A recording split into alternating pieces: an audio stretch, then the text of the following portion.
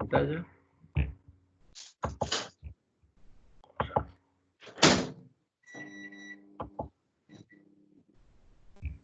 Bueno, entonces, la lección de esta semana es una continuación de la semana pasada, ¿no?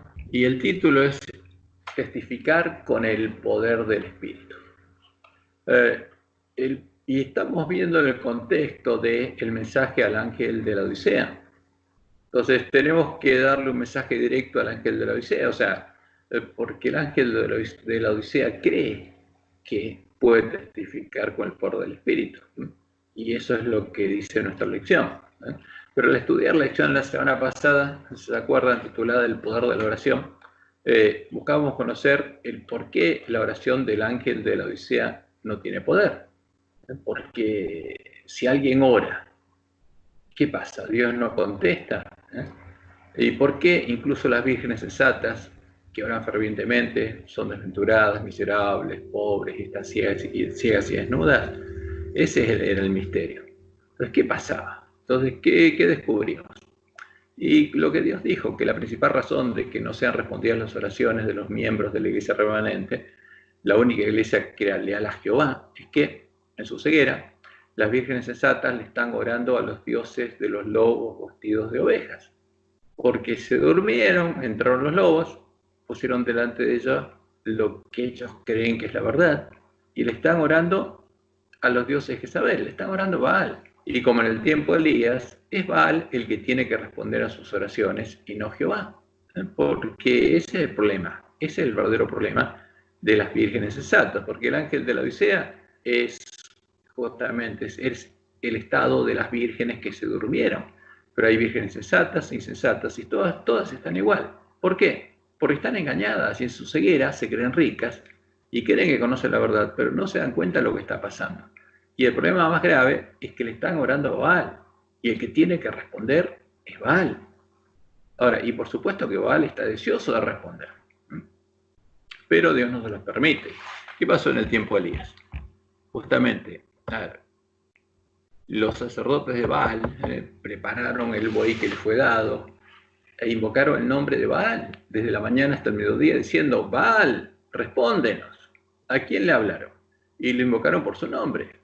Y Baal significa Señor, Señor, respóndenos, Señor, respóndenos. Pero no había voz ni quien respondiese. ¿Por qué? Porque Dios se los impidió a los demonios. Y siguieron clamando hasta la hora del sacrificio de la tarde, y no hubo ninguna voz, ni quien respondiese ni escuchase. Ahora, ese es el tema.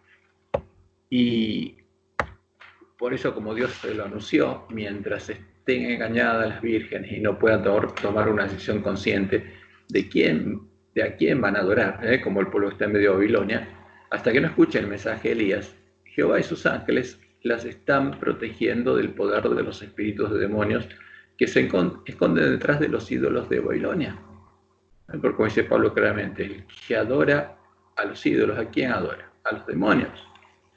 O sea, los ídolos justamente que son los Baales. Y ellos, justamente los espíritus demonios, no pueden hacerlas parte de la sinagoga de Satanás, que por supuesto lo desearían. Entonces, cuando las vírgenes sensatas y las insensatas en su ceguera piden el Espíritu Santo,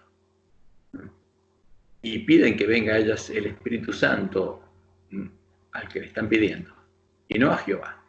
Y ese Espíritu Santo, entre comillas, quiere ir a ellas. Pero no fue, y todavía no son habitación de demonios, porque Dios las protege, porque están siendo engañadas. Y esta semana, nuestra lección habla de testificar con el poder del Espíritu, y nos vamos a encontrar con el mismo problema. El ángel de la Odisea cree que recibió al Espíritu Santo de la promesa, pero eso no sucedió.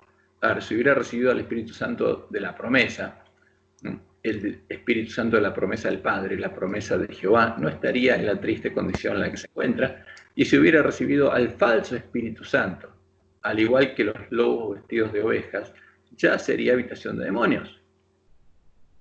Pero no recibió a ninguno de los dos, porque Dios la protege. Y en la iglesia primitiva era claro lo que pasaba. Todos los cristianos que habían oído la palabra de verdad y habían creído en ella, habían recibido el Espíritu Santo de la promesa. y en cumplimiento de la promesa del Evangelio del Eterno, el Evangelio del Reino de Dios, habían nacido nuevos de Dios, de Jehová, de nuestro Creador, de nuestro Padre, porque Dios mismo había venido a morar en ellos y Él los había engendrado como sus hijos. Pero eso no pasa con el ángel de la Odisea. Entonces, al ser derramado el amor de Dios en sus corazones, ellos habían recibido poder para ser testigos de Dios y de Jesús, el primogénito entre muchos hermanos, ¿no? Como Jesús les había prometido. Pero recibiréis poder cuando haya venido sobre vosotros el Espíritu Santo y me seréis testigos en Jerusalén, en toda Judea, en Samaria y hasta lo último de la tierra. Entonces, podrían ser testigos, ¿por qué? Porque estarían siguiendo las pisadas de Jesús y podrían explicar cómo Jesús venció para que otro también pudiera entrar por la puerta estrecha y recorrer el camino angosto que lleva a la vida. Y como leemos en Hechos 4:31, que pasaba cuando predicaban, cuando hubieron orado, el lugar en que estaban congregados tembló y todos fueron llenos del Espíritu Santo y hablaban con de nuevo la palabra de Dios. Este es nuestro versículo de memoria de nuestra misión. Pero ¿qué pasa? ¿Eso pasa con el ángel de la Odisea? No. Pasaba en Éfeso, pasaba en Esmirna, con los fieles, pasaba incluso en el tiempo de Pérgamo, cuando el pueblo conocía a su Dios, y en el tiempo de Teatira, mientras el pueblo que conocía a su Dios era perseguido. Y el que creía en el verdadero evangelio y se sembraba la verdadera semilla del reino, y pedía la lluvia temprana, la recibía, y esa iglesia tenía poder. Ahora, ese poder que se perdió es el que tiene que recuperar la iglesia adventista, pero por supuesto no lo tiene el ángel de la Odisea.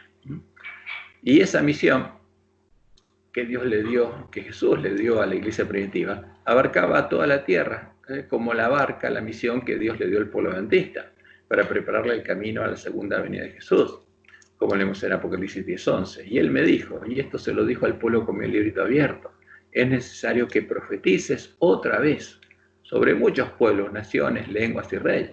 Y en Mateo 24:14 Jesús había anunciado, y será predicado este evangelio del reino. O sea, ¿cuál? El que predicaba y vivía la iglesia primitiva, el evangelio que es la verdad, y esa verdad tendremos que recuperarla. Y será predicado este evangelio del reino en todo el mundo para testimonio a todas las naciones, y entonces vendrá el fin. Y para cumplir esta misión, el pueblo adventista no solo necesitaría recibir la lluvia temprana, sino también la tardía. Como lo dice claramente Santiago en Santiago 5:7. Por tanto, hermanos, tened paciencia hasta la venida del Señor. Mirad como el labrador espera el precioso fruto de la tierra. Y la tierra es el campo del padre de familia. O sea, Jesús tendría que esperar que en su iglesia, que la iglesia remanente, hubiera fruto, aguardando con paciencia hasta que reciba la lluvia temprana y la tardía. Eso es lo que necesita recibir el pueblo adventista. Ahora, ¿qué cree el ángel de la Odisea? Como lo leemos en el folleto de nuestra lección, el ángel de la Odisea cree que puede testificar con el poder del Espíritu. ¿Por qué? Porque cree que lo recibió. Cree que está en la misma condición de los miembros de la iglesia primitiva. Cree que recibió el Espíritu Santo la promesa y está engañado. Como estudiamos la semana pasada, aún la oración de las vírgenes sensatas no tiene poder y son desventuradas, miserables, pobres y están ciegas y desnudas porque no están orando a Jehová. Entonces no pueden recibir el Espíritu de Jehová el Señor. Pueden recibir otro espíritu. No están orando al Dios de Elías, sino le están orando al mismo Dios que los siervos de Jezabel, a los que tuvo que enfrentar el profeta Elías. Es por esa causa que nuevamente Dios debería enviarle a su pueblo al profeta Elías para que ese pueblo se dé cuenta. O sea, para que deje de orarle a Baal y clame y busque a Jehová. He aquí yo os envío al profeta Elías antes que venga el día de Jehová, grande y terrible. Esa es la promesa de Dios. ¿Y por qué nos dice eso? Porque nuestra iglesia estaría pasando lo mismo que en el tiempo de Elías. O sea, Jezabel habría mandado a sus siervos, lobos vestidos de ovejas, al pueblo adventista, habrían sembrado la semilla de la cizaña y habría introducido la doctrina de Jezabel. Y lo interesante es que el ángel de la Odisea, al tener los ojos cerrados, no conoce lo que conocía el ángel de Filadelfia, porque el ángel de Filadelfia tenía claro lo que estaba pasando. No sabe qué. Como lo anunciaba la profecía, desde el año 31 después de Cristo, Dios sostuvo a su iglesia en el desierto por 1260 años, hasta que el lugar de su santuario y la verdad fueron echados por tierra por el hombre de pecado. Y justamente esa iglesia, que era el nuevo lugar del santuario de Dios, cuando Dios se retiró del templo de Jerusalén, porque los tipos tenían que ser reemplazados por su antitipo, y empezando por el Cordero de Dios. Entonces, después de eso, cuando se abrió ese camino, Dios empezó a morar en el nuevo templo, en el que Jesús le edificaría. Y esa iglesia primitiva era el nuevo lugar del santuario de Dios y estaba conformada por el pueblo que conocía a su Dios, porque en él se cumplían las promesas del pacto eterno. Entonces, al perderse el conocimiento de la verdad, la semilla del reino no volvió a ser sembrada en el corazón del pueblo de Dios, y éste no pudo volver a entrar por la puerta estrecha al lugar de su santuario.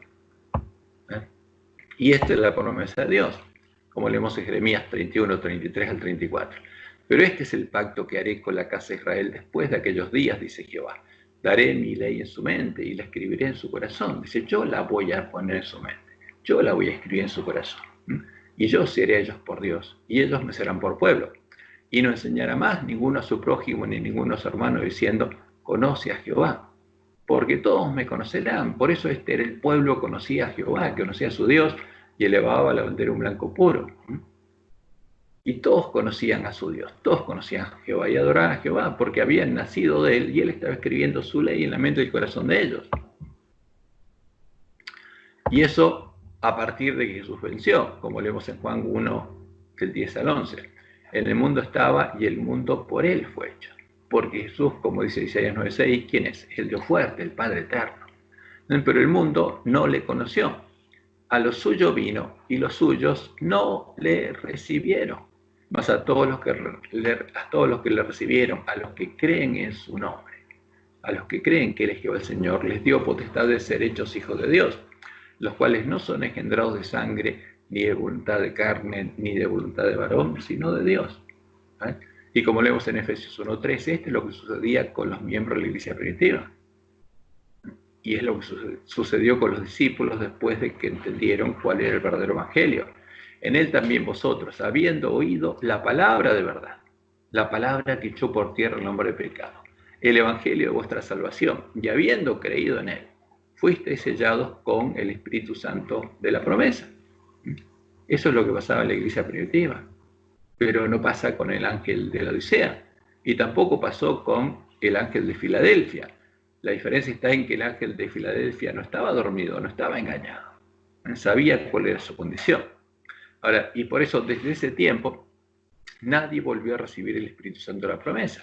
La lluvia temprana no volvería a derramarse sobre el pueblo de Dios hasta que el ángel de la iglesia de la Reforma encontrara la puerta que Jesús había dejado abierta delante de él y pudiera entrar por ella al reino de Dios.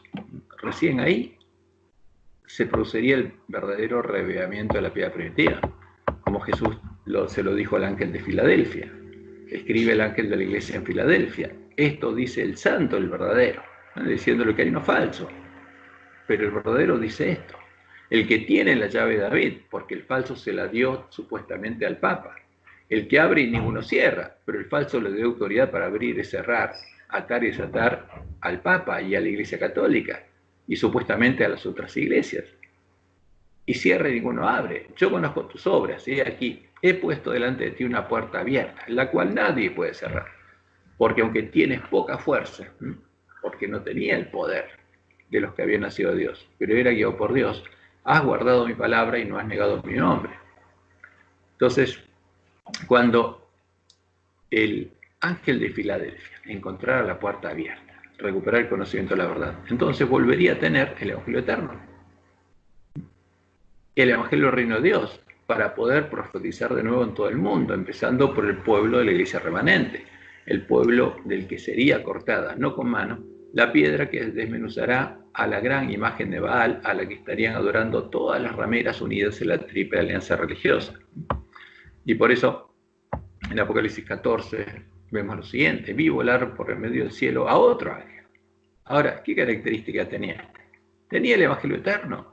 O sea, había recuperado lo que se perdió. Y ahora que lo tenía, ¿para qué lo tenía? Para predicarlo.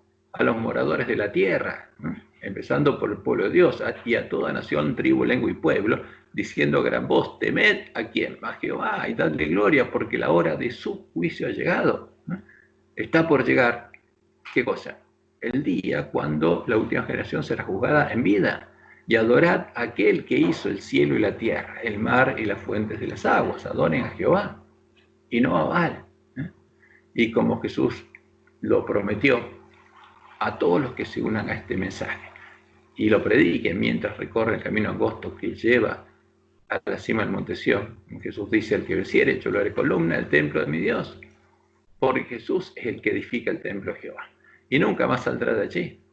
O sea, cuando venza, nunca más va a salir de ahí. Esa es la promesa. O sea, cuando los 144.000 vayan a la batalla, saben que ellos no van a ser vencidos. Nunca más van a salir del templo de Dios, y escribiré sobre él el nombre de mi Dios y el nombre de la ciudad de mi Dios, la Nueva Jerusalén, la cual desciende del cielo de mi Dios, y mi nombre nuevo va a ser parte de la iglesia triunfante. Y por eso estas promesas las conocía el pueblo adventista. Antes de dormirse, el pueblo adventista sabía que los dones se habían perdido por causa de la apostasía, y sabía que tenía una obra que hacer antes de que pudiera recibir la lluvia temprana y nacer de Dios.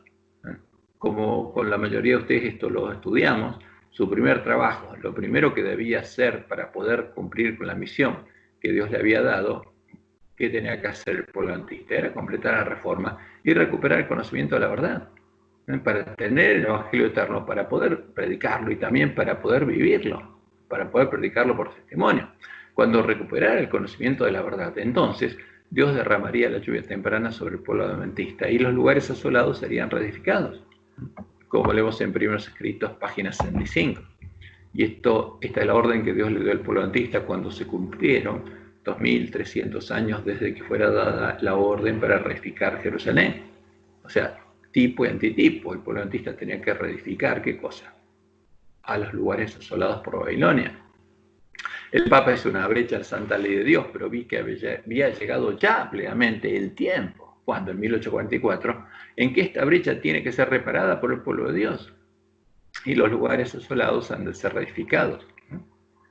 Y ellos sabían que cuando recuperaran el conocimiento de la verdad, recuperarían los dones que se habían perdido, recuperarían el poder que tenía la iglesia primitiva. Y esto lo leemos en Primeros Escritos, página 135. Deduzco pues que la predicación y la creencia en el evangelio primitivo, en la verdad que se perdió, eran siempre acompañadas de la misma ayuda espiritual. El mandato dado a los apóstoles pertenecía a la edad cristiana y abarcaba toda la extensión de ella. Por consiguiente, los dones se perdieron únicamente por causa de la apostasía y volverán a vivir. Ellos sabían que se habían perdido y no estaban viviendo en ellos. Y volverán a vivir con el reavivamiento de la fe y prácticas primitivas. Y la próxima cita de Mensajes Selectos de Elena dice lo siguiente: un reavivamiento de la verdadera piedad entre nosotros es la mayor y más urgente de todas nuestras necesidades. El buscar esto debe ser nuestro primer trabajo. Ahora, ese es el primer trabajo del pueblo adventista. ¿Hizo esa tarea? Por supuesto que no, porque si no se hubiera completado esa tarea, Jesús ya hubiera venido. Debe haber un esfuerzo ferviente para obtener la bendición del Señor, no porque Dios no esté dispuesto a otorgarnos su bendición, sino porque no estamos preparados para recibirla. Ahora, ¿cuál era la preparación necesaria para recibir la lluvia temprana? Primero, que se haya sembrado la verdad, la semilla del reino. Y para sembrar esa semilla, primero tendremos que recuperarla. Nuestro Padre Celestial, dice Elena, está más dispuesto a dar su Espíritu Santo a los que se lo piden. ¿Qué hay que hacer? Cuando está sembrada la semilla, pedirlo. Pedir la lluvia temprana, pedir al verdadero Espíritu Santo de la promesa. Y Dios está más dispuesto a dar su Espíritu Santo a los que se lo piden que los padres terrenales a dar buenas dádivas a sus hijos. Y en la próxima cita, que ya, fíjense, es del año 1887, había pasado 43 años y ellos sabían que aún no había sido preparado el camino al Espíritu de Dios, porque aún no se había producido ese reavivamiento. Y dice Elena, cuando el camino esté preparado para el Espíritu de Dios, vendrá la bendición. Ahora, y eso es lo que estaban buscando ellos. Y en 1888, Dios les mandó un mensaje. ¿Por qué? Porque dos pastores adventistas habían encontrado justamente las pistas que los llevaba a la puerta estrecha, la verdadera puerta. Pero el pueblo adventista no quiso recibir ese mensaje. Y hubo una apostasía como en Cades Barnea, y el pueblo de Dios no pudo entrar a Canaán. Pero independientemente de eso, Dios nos dejó las instrucciones que deberíamos seguir nosotros en la última generación. Dice Elena, debe realizarse un reavivamiento y una reforma bajo la administración del Espíritu Santo. Y eso es especial para el ángel de la Odisea. Reavivamiento y reforma son dos cosas diferentes. El reavivamiento significa una renovación de la vida espiritual, una vivificación de los poderes de la mente y del corazón, una resurrección de la muerte espiritual. O sea, el ángel de la Odisea tiene que despertarse, abrir los ojos, darse cuenta de su condición, clamar a Dios y empezar a hacer lo que Dios le pidió. Y después de haberse reavivado, tiene que completar la obra de reforma. Y la reforma significa una reorganización, un cambio, ¿no? Porque la reforma implica cambiar cosas. ¿Y qué cosas hay que cambiar? En las ideas y las teorías, en los hábitos y las prácticas, ¿no? ¿Por qué? Las ideas del ángel de la Odisea son erradas, sus doctrinas son erróneas, sus creencias son falsas. ¿Por qué? Porque las tiene en su condición, no conoce la verdad. Y sus teorías también son erróneas. Y tiene que deshacerse de los errores. Y es cuando conozca la verdad, justamente eso va a producir un cambio en los hábitos y en las prácticas. Porque va a volver a tener los hábitos y las prácticas de la iglesia primitiva, que eran los hábitos y las prácticas de Jesús. La reforma no traerá los buenos frutos de la justicia, a menos que esté vinculada con el reavivamiento del espíritu. El reavivamiento y la reforma han de realizar la obra señalada, y al hacer esta obra, ambos deben combinarse. Y eso ocurriría en la última generación, porque las vírgenes serían despertadas, se procedería un reavivamiento, arreglarían sus lámparas, y guiadas por las luces de sus lámparas, emprenderían el camino hacia la ciudad de Dios. Y los primeros adventistas sabían que cuando fuera recuperado el conocimiento de la verdad y se produjera el reavivamiento de la piedad primitiva, cuando el espíritu y el poder de Dios fueran finalmente derramados sobre sus hijos, esa llegaría a ser la última generación del pueblo adventista, porque esa generación, justamente el pueblo adventista, sería la que sería aprobada y sellada en vida. Y cuando hubiera sido sellado el pueblo de Dios, llegaría el día de Jehová, y los 144.000 sellados irían con Jesús a predicar el fuerte pregón del mensaje del tercer ángel. Y leemos en Testimonios para los Ministros, páginas 106 al 107. Y dice Elena, nadie debe pretender que tiene toda la luz que existe para el pueblo de Dios. El Señor no tolerará esa condición. Él ha dicho, he aquí he puesto delante de ti una puerta abierta, la cual nadie puede cerrar. Aun cuando nuestros hombres prominentes rechacen la luz y la verdad, esa puerta permanecerá aún abierta. O sea, puede ser que ningún hombre prominente de la iglesia adventista entre por esa puerta, pero va a haber personas que van a entrar y esa puerta permanecerá abierta. El Señor suscitará a hombres que den a nuestro pueblo el mensaje para este tiempo. Ahora, y el que entra por la puerta estrecha, por supuesto, Dios los manda como su mensajero a predicar el clamor de medianoche, a darle el alimento a tiempo a sus hermanos. Y la promesa es clara, conflicto de los siglos 517, antes que los juicios de Dios caigan finalmente sobre la tierra, antes que comience el tiempo de angustia, antes que venga destrucción repentina, antes que veamos la señal que indica el comienzo del tiempo de angustia, habrá entre el pueblo del Señor, en la iglesia adventista, un avivamiento de la piedad primitiva, cual no se ha visto nunca desde los tiempos apostólicos. Y fíjense, en esa generación, el espíritu y el poder de Dios serán derramados sobre sus hijos. Esa es la promesa de Dios. O sea, porque Jesús necesita una cosecha, necesita ir a la batalla con las primicias de la esposa del Cordero, con los 144.000 sellados. Y por eso está esperando a que su pueblo se despierte, complete la obra de reforma y se prepare. Eso es lo que tiene que conocer el ángel de la Odisea, porque no lo conoce, no sabe cuál es su condición y no sabe lo que está haciendo, pero se cree rico. Entonces, como Dios le mostró a Elena, en su primera visión, después de ser despertadas, las vírgenes sensatas recorrerían el camino angosto que las llevaría a estar con Jesús en la cima del monte Sión, como leemos en Apocalipsis 14:1. Después miré, y aquí el Cordero estaba en pie sobre el monte Sión, y con él 144.000 que tenían el nombre de él y el de su Padre escrito en la frente. Ahora, esta es la promesa ¿para quién? Para la iglesia remanente. Estos 144.000, como Dios le mostró a Elena, van a ser los 144.000 adventistas del séptimo día, que recorran, que entren por la puerta estrecha, recorran el camino angosto que lleva a la vida y lleguen a la cima del monte Sión y sean hechos parte de la iglesia triunfante. Y como nosotros ya lo estudiamos, al estudiar las fiestas solemnes de Jehová, que se cumplieron en la iglesia cristiana, en el día 14 del mes 1 del año 31, en la Pascua murió el Cordero de Dios, y ahí todo lo simbólico se empezó a transformar en lo real. Jesús estuvo muerto hasta el primer día de la semana, donde resucitó, justamente en el día de las primicias, y con él las otras primicias de los muertos, y él las llevó a su Padre. Después volvió y empezó a sembrar la semilla del reino, porque ahí sí actuó como sembrador, explicando claramente el Evangelio del Reino de Dios, cuál es la verdad que fue echada por tierra. Y 40 días después ascendió al cielo, ya había sembrado semilla. Ahora los discípulos tenían que prepararse y pedir la lluvia temprana, y la pidieron, y en Pentecostés la empezaron a recibir, y salieron a predicar con poder. Ahora tenían poder, y ellos predicaban y sembraban el Evangelio del Reino, y el que recibía la semilla en su corazón, y creía, y deseaba, y quería, y pedía, recibía la lluvia temprana. Y eso sucedió por 1260 años, hasta que el lugar santuario de Dios y la verdad fueron echados por tierra.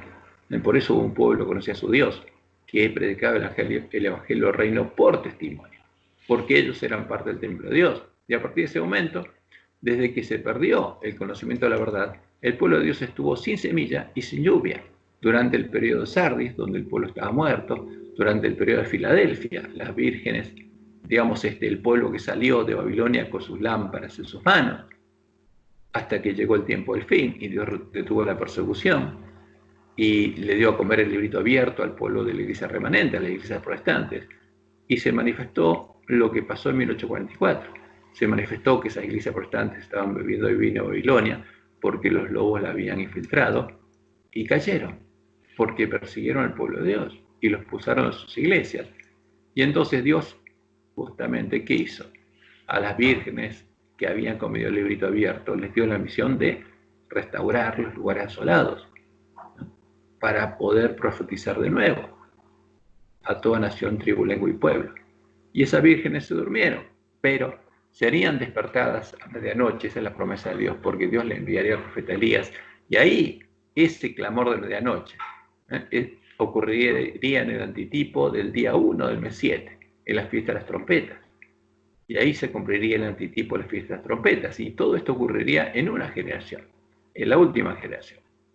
Y a partir de ese momento, cuando el hombre de escobilla completara su obra, empezaríamos a sembrar la semilla del reino, a predicar la verdad en medio del pueblo de Dios.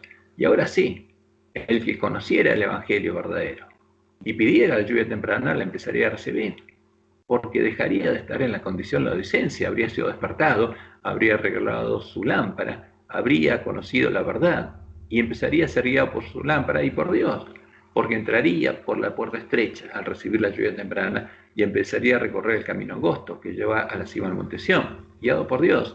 Y mientras recorre ese camino, ¿qué haría? Estaría dándole alimento a sus hermanos, estaría sembrando la semilla del reino en otros corazones.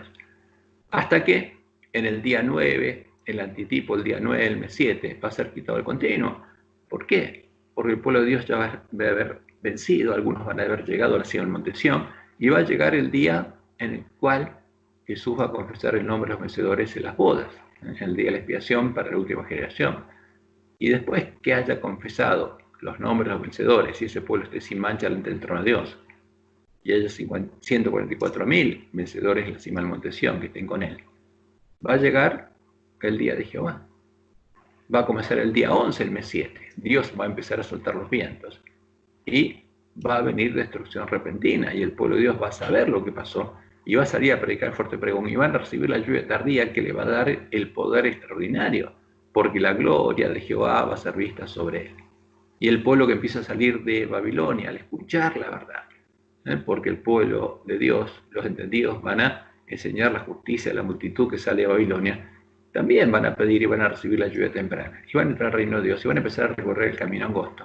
¿Hasta qué? Hasta llegar a la cima del monte Sión. Y cuando la cima del monte Sión haya una gran multitud de vencedores, llegará el fin.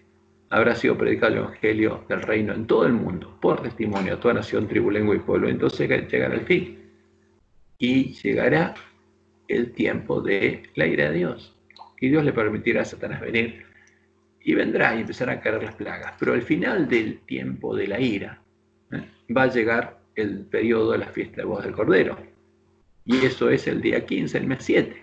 El antitipo, el día 15 del mes 7, va a venir Jesús a buscar a su esposa aquí en la tierra. Y va a producirse la fiesta de bodas. Ahora, esto va a pasar.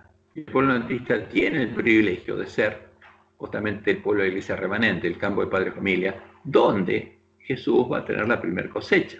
Justamente de ahí van a salir las primicias de la esposa del Cordero, que van a ir con Jesús a predicar el fuerte pregón. Y la predicación es esta, no hay otra. Como Jesús nos dice en las palabras de Apocalipsis, no hay que agregar ni quitar, hay que predicar lo que Jesús dice. Y en Apocalipsis 18:5, este es el mensaje. Después de esto vi a otro ángel. ¿A qué ángel? El que estaba en la cima del monte Sión con Jesús, descender del cielo con gran poder. Y la tierra fue alumbrada con su gloria, porque este ángel refleja la gloria de Dios. Y clamó con voz potente, diciendo, ha caído la gran Babilonia y se ha hecho habitación de demonios y guarida de todo espíritu inmundo, que albergue toda ave inmunda y aborrecible. Ahora, ¿quién habita en la gran Babilonia? El Espíritu Santo que guía a los lobos. Y ellos lo llaman Espíritu Santo. Ahora, ¿pero cómo lo llama Dios? Espíritus inmundos. Porque todas las naciones han bebido del vino del furor de su fornicación, y los reyes de la tierra han fornicado con ella, y los mercaderes de la tierra se han enriquecido de la potencia de sus deleites.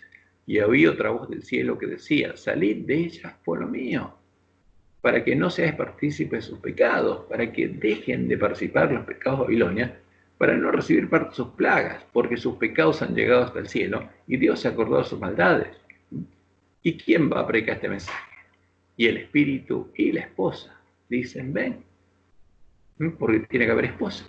¿Y a quién llama? Al pueblo que está en Babilonia, que todavía no es parte de la esposa, pero hay una esposa, que solo 144.000 primicias es la esposa del Cordero, y con el verdadero Espíritu Santo. Dicen, ven, y el que oye, diga, ven, únase al espíritu de la esposa y sea obrero de la hora 11, y el que tiene sed venga, y el que quiera tome del agua de la vida gratuitamente, porque es tiempo de misericordia, es tiempo de gracia. Ese es el tema. Y esa es nuestra misión. Y por supuesto el pueblo adventista lo sabía, antes de dormirse lo sabían.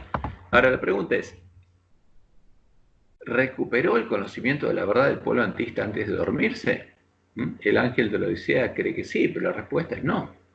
Porque, como Jesús lo había anunciado, todas las vírgenes se durmieron y cerraron sus ojos a la luz de sus lámparas y llegaron a estar en la triste condición del ángel de la Odisea.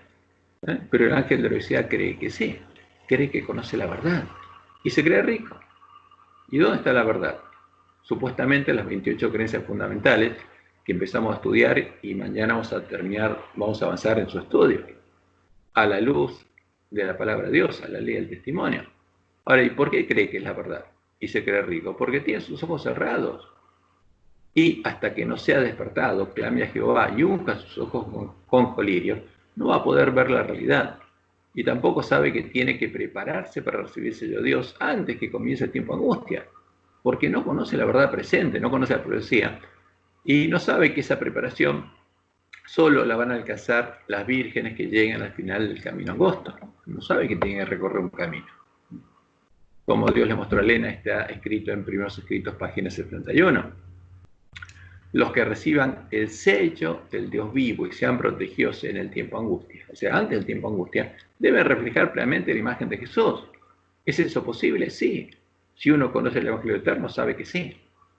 Ahora, si no lo conoce, y lo único que conoce es el Evangelio, digamos, corrupto que se predica, y va a creer que no. Vi que muchos, dice Elena, descuidaban la preparación necesaria, esperando que el tiempo de refrigerio y la lluvia tardía los preparase para sostenerse en el día del Señor y vivir en su presencia, dice. O, ¿ya cuántos vi sin amparo en el tiempo de angustia? O sea, ¿cuántos adventistas vi sin amparo? Habían descuidado la preparación necesaria, habían sido engañados. O sea, no escucharon ni creyeron a las palabras de Dios y por lo tanto no podían recibir el refrigerio indispensable para sobrevivir a la vista de un Dios santo. Dice Elena, vi que nadie, ¿cuántos? Nadie podrá participar del refrigerio a menos que haya vencido a todas las tentaciones y triunfado el orgullo, el egoísmo, el amor al mundo y sobre toda palabra y obras malas. O sea, solo los vencedores, los que van con Jesús a la batalla, van a poder recibir la lluvia tardía. Ahora, ¿qué pasa con el ángel de la Odisea? Y está en un gran peligro. ¿Por qué? Porque está pidiendo recibir el Espíritu Santo que reciben los lobos y el falso profeta. Ahora, ¿qué pasa si lo recibe? Va a estar en una condición terrible. El ángel de la Odisea se encuentra en una triste condición y se enfrenta al gran peligro de que su condición empeore y ya no tenga solución. Porque hay un lugar, un punto en el cual no hay solución. Ahora, ¿cómo puede empeorar? Si no escucha y hace las palabras de Jesús, si no busca la puerta abierta, la puerta estrecha hasta encontrarla. O sea, si no hace lo que Jesús le dice y entra por la puerta ancha que fue puesta frente a él por los lobos, por los siervos de Jezabel y profetas de Baal, que vendrían a nosotros vestidos de ovejas, y recibe al falso Espíritu Santo, y empieza a recorrer el camino espacioso que lleva a la perdición, y recibe poder, porque en ese camino se recibe poder, para profetizar en nombre de Jesús, echar fuera demonios en nombre de Jesús y hacer milagros en nombre de Jesús, va a estar en una condición peor que la que está ahora. O sea, no va a mejorar, va a empeorar, va a estar mucho peor. ¿Qué pasó? Entonces, Jesús nos dice, en Juan 19, dice, yo soy la puerta. Ahora, si es la puerta que está diciendo, va a haber otra puerta, va a haber otro Jesús, una puerta falsa, un Jesús falso, ¿no? Y muchos van a entrar por esa otra puerta, van a ser engañados, pero yo soy la puerta. El que por mí entrare será salvo, y entrará y saldrá y hallará pastos. Y también él dijo en Juan 14, 6, yo soy el camino, y la verdad y la vida. Ahora, pero el camino, todo camino tiene un origen, y es donde estamos nosotros, y un destino. ¿Y cuál es el destino? Ir al Padre, porque Él nos reconcilia con su Padre, no consigo mismo, como hace el Jesús de a solas con Jesús, que lleva a los hombres o a los jóvenes a relacionarse con Él, y no con el Padre. ¿Qué dice Jesús? Yo soy el camino y la verdad y la vida. Nadie viene al Padre sino por mí. Y Él nos dice... Cris, el material, no sé si no lo estamos ¿Cómo? viendo, por lo menos yo no lo veo. Está todo oscuro. ¿Se cortó? No se ve el material. A ver. ¿Qué pasó acá? Papá. No veo acá. No se ve. A ver si... Compartir. ¿Se cortó? ¿Terminó? Ahí está. Empezamos vuelta a compartir. Ahí está. ¿Y está grabando o se cortó la grabación también? No, dice que está grabando, ¿eh? Ok, perfecto. Dice Cristian está grabando. Ahí Se ve la pantalla. Está grabando. Perfecto. Y ahora se ve de nuevo. Bueno, buenísimo, gracias. Ahora se ve bien. Entonces Jesús dice, yo soy la puerta. O sea, la puerta es Jesús. Y si hay dos puertas, hay dos Jesús. Ahora, ¿cuál es la verdadera? Porque por una se entra a la sinagoga de Satanás y por la otra al templo de Jehová. Yo soy la puerta. El que por mí entrare será salvo y entrará y saldrá y hallará pastos. Y Él es el camino. ¿A quién? Al Padre, a Jehová. Porque el hombre quedó separado de Dios y por medio de Él nos reconciliamos con Dios y podemos ir a la presencia de Dios. Entramos a la presencia de Dios. Luego eso nos dice, entrad por la puerta estrecha. ¿A dónde? Al templo de Jehová, a la presencia de Jehová. ¿Por qué ancha es la puerta y espacioso el camino que lleva a la perdición? Es otra puerta a otro lado. Y el que entra por esa puerta recorre el camino espacioso y va a llegar a la perdición. Y muchos son los que entran por ella. O sea, muchos adventistas van a entrar por la puerta ancha. Por eso nos dice, cuidado. porque el que entra por esa puerta va a estar peor que el ángel de la Odisea, porque estrecha es la puerta y angosto el camino que lleva a la vida, y pocos son los que la hallan. Búsquenla. ¿Quién la va a buscar? Las vírgenes sensatas. Guardaos de los falsos profetas que vienen a vosotros con vestidos de ovejas, pero por dentro son lobos rapaces. Ahora, porque vienen con una misión. ¿Cuál es la misión? Llevar adelante la contrarreforma. ¿Y qué buscan? Hacerlos entrar por la puerta ancha, que crean, para engañarlos, para que hacerles creer que la puerta ancha es el verdadero Jesús y hacerles recibir al falso Espíritu Santo, para hacerlos parte de la sinagoga de Satanás, como Babilonia, para hacerlos habitación de demonios. Y Jesús dice, muchos me dirán en aquel día. ¿Quiénes? Los muchos que van a entrar por la puerta ancha. Señor, Señor, ¿no profetizamos en tu nombre? O sea, me hablaste. Yo me conecté con vos, Señor. Estuve a solas con Jesús. Y te conocí. Y me hablaste. Y me diste algo para que lo profetice. Y lo profeticé. Y se cumplió. Y en tu nombre echamos fuera demonios. Y me diste poder para echar fuera demonios. Y en tu nombre hicimos muchos milagros. ¿Y los hicieron? Sí. Jesús está diciendo que los van a hacer. Ahora, ¿y qué dice después? Entonces les declararé, nunca os conocí. No fui yo. Fue el falso Jesús, fue la puerta ancha el que los engañó. Y la relación con ustedes fue con ese Jesús, con Satanás. Y el que les dio poder fue Satanás, y fueron espíritus demonios. Y entonces les declararé, nunca os conocí. Apartados de mí, hacedores de maldad. Llegaron a ser hijos del padre de maldad. Recorrieron el camino espacioso. Y es duro esto. Por eso Jesús siempre es muy claro. Cuando hay un peligro, Él lo dice directamente. Para que nosotros nos despertemos. Porque va a ser terrible la condición del que entre por la puerta ancha y se haga habitación de demonios. Por eso hay que predicarlo, el mensaje que Jesús le manda al ángel de la Odisea en forma clara y directa. Y como dice Elena, aún, esto pasaría en la iglesia adventista, aún habrá entre nosotros mercenarios. ¿Quién es un mercenario?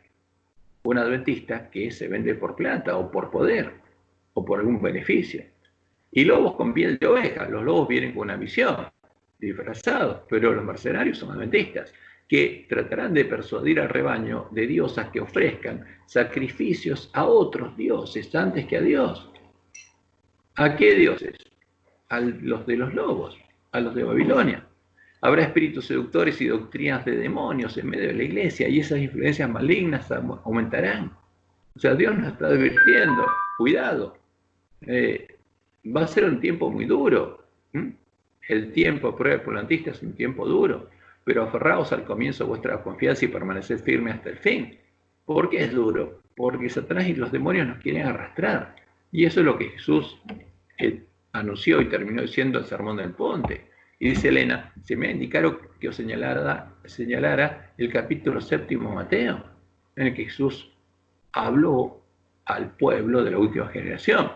Necesitáis estudiar cada palabra como si de ella dependiera vuestra vida, especialmente prestad atención a estas palabras. Cualquiera pues que me oye estas palabras y las hace. ¿Y qué dijo Jesús? ¿Qué tenemos que hacer? Buscar hasta encontrar la puerta estrecha. Y el que busca hasta encontrar la puerta estrecha y entra por ella al reino de Dios, le compararé a un hombre prudente que edificó su casa sobre la peña, sobre la roca, sobre Jehová. Y descendió lluvia y vinieron ríos. Y esta lluvia, estos ríos que vienen, son espíritus. Porque la lluvia verdadera es el Espíritu de Dios, y esta lluvia no es. Y ese río no es. Y soplaron vientos y combatieron aquella casa, porque estos espíritus van a combatir al que busque edificar su casa sobre la roca. ¿Y qué va a pasar? Y no cayó. Esa casa no va a caer porque estaba fundada sobre la roca, sobre Jehová. Ahora, y cualquiera que me oye estas palabras, si no las hace, ¿qué va a pasar? Ay, sí, justamente los espíritus demonios van a poder tener éxito. Le compararé a un hombre insensato que edificó su casa sobre la arena, el fundamento común, el punto de unión entre la arena y el mar, la tierra y el mar. Y descendió lluvia, y vinieron ríos, y soplaron vientos. Ahora, y esta lluvia, y este espíritu, no es el Espíritu de Dios, ¿no? E hicieron ímpetu en aquella casa, porque buscan hacer caer a los hijos de Dios. Y esa casa cayó, y fue grande su ruina. Y ojo, que es terrible esto, porque eso es mucho peor que estar en la condición del ángel de la Odisea. Y como Dios le mostró a Elena, muchas casas, o sea, muchos adventistas del séptimo día que ahora se creen seguras, dice, caerán. Por eso es una advertencia terrible. ¿Qué significa caerán? Que los espíritus de demonios se los van a llevar con ellos. El Señor declara que Él no acepta un servicio dividido. O sea, no se puede construir sobre la arena, porque los espíritus de demonios van a tener éxito. La única forma de sobrevivir y estar seguros es construir sobre la roca. Ahora, ¿qué creerían estos adventistas? Muchos de ellos ministros adventistas, como Dios les mostró en Ajuay, porque esto está en Testimonios para los Ministros 123, página 123. Es un mensaje para nuestros ministros. Está diciendo, muchos ministros caerán, todos los que no construyeron su casa sobre la roca. ¿Qué pasaría con estos ministros adventistas y con nosotros, con los ángeles de la Odisea? Y creerían conocer a Jesús. Y fue Jesús el que les habló y les dio poder, porque hicieron señales y milagros, dado que todo lo que hicieron, lo hicieron en nombre de Jesús, pero no conocerían al santo, al verdadero Jesús, conocerían al falso Jesús, al Jesús de los lobos, al de Jezabel, al Jesús que es la puerta ancha por la que habrían entrado, y al Jesús que es el camino espacioso que habrían recorrido, haciendo obras de maldad, engañando a sus hermanos con esas señales. Porque el que hace esas señales, que las hacen los demonios, es para engañar a otros. Y la habrán hecho del mismo modo que lo hará el falso profeta en el tiempo de angustia, cuando hará caer fuego del cielo delante de los hombres, y los engañará. Ahora, ¿con qué poder hará caer fuego del cielo ante los hombres? Con el de los demonios. Y los engañará para que adoren al falso Jesús, a la imagen a la que adora la bestia, y entren por la puerta ancha y recorran el camino espacioso que lleva a la perdición, hasta que lleguen a conocer las profundidades de Satanás, hasta llegar a tener la marca de la bestia en su frente y en sus manos. Y eso va a pasar. ¿Y qué va a pasar con la bestia y el falso profeta? Como dice Apocalipsis 19:20. Y la bestia fue apresada, y con ella el falso profeta, que había hecho delante de ella las señales con las cuales había engañado a los que recibieron la marca de la bestia y habían adorado su imagen. Estos dos fueron lanzados vivos dentro de un lago de fuego que arde con azufre. Ahora, ¿por qué recibieron poder justamente los miembros de la bestia y el falso profeta? Para hacer señales y hacer caer fuego del cielo, para engañar a los hombres, para que crean que este falso profeta es el verdadero Elías, el que le prepara el camino al verdadero Jesús. Pero este es el falso. Y Dios le va a permitir a los demonios hacer estas señales y hacer que el que no confíe en su palabra y no quiera oír el fuerte pregón, adore a los demonios. Ahora, ¿quién escaparían de su mano? Los pocos adventistas que leerían, oirían y guardarían las palabras de Jesús, los que buscarían y encontrarían la puerta estrecha, entrarían por ella al reino de Dios, al lugar santuario, recorrerían el camino angosto que lleva a la vida y llegarían a tener el nombre de Dios y el Cordero escrito en sus frentes, porque el amor de Dios habría sido perfeccionado en ellos. Porque esa es la promesa de Dios. Y Jesús nos dijo en Juan 13, 34 y 35, un nuevo mandamiento os doy, que os améis unos a otros como yo os he amado, que también os améis unos a otros. Ahora, pero eso es imposible para el hombre, porque no sabe qué es ese amor, no conoce ese amor, no sabe lo que es el oro refinado en fuego, hasta no tenerlo en el corazón. No lo va a saber, no lo vamos a saber. Ahora, y Jesús le está diciendo algo que es imposible para el hombre, pero es la promesa del Evangelio del Reino de Dios. Le está diciendo que el que crea en Él y lo siga, va a tener en su corazón el amor que Él tenía. Y en esto conocerán todos que sois mis discípulos. Por eso esta es la única forma de predicar el Evangelio del Reino por testimonio, teniendo ese amor de Jesús en el corazón. Si tuvierais amor los unos con los otros. Y el amor de Él era el amor del Padre, como Él lo dijo en Juan 15:9, como el Padre me ha amado, con el mismo amor del Padre. Así también yo os he amado. ¿Por qué? Porque mi Padre puso ese amor en mi corazón. Y con ese amor los amé, con el amor de Dios. Por eso, ustedes van a tener escrito el nombre de Dios y el Cordero en sus frentes. Porque en el corazón de ustedes van a tener lo que Dios tiene en su corazón. lo que Dios tiene escrito en su mente y en su corazón. Y por eso Jesús le dice a sus discípulos, permaneced en mi amor. Ahora, hay que desenmascarar al engañador, como Dios nos dijo. ¿Y cuál es el Espíritu Santo que guía la vista del falso profeta? La palabra de Dios es muy clara, y especialmente la profecía del Apocalipsis, mostrándonos los peligros que nos acechan y desenmascarando la identidad y el engaño de la bestia y el falso profeta, las agencias religiosas que usa Satanás para engañar al mundo entero. Estos dos adoran a la imagen de la bestia y forman parte de la Gran Babilonia, la gran ciudad que es habitación de demonios, como leemos en Apocalipsis 16, 13 y 14.